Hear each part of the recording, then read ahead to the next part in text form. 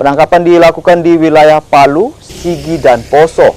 Ketujuh anggota kelompok Jamaah Islamiyah ini masing-masing berinisial AR, BS, GN, dan BK yang ditangkap di Palu.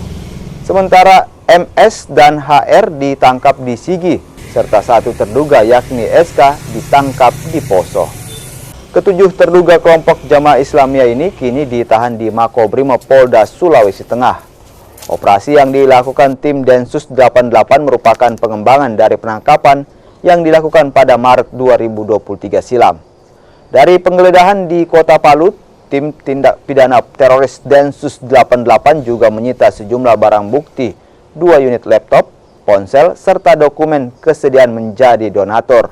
Peran dari ketujuh terduga anggota kelompok Jamaah Islamiyah kini masih dalam penyelidikan.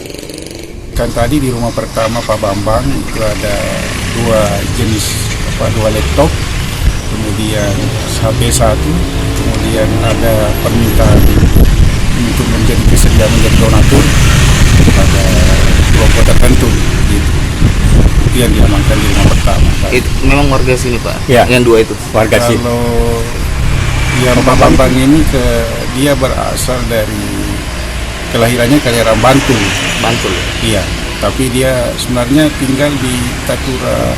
Untuk minta KTP beralamat lulus di warga di Tatura. Bantul. Iya. Tapi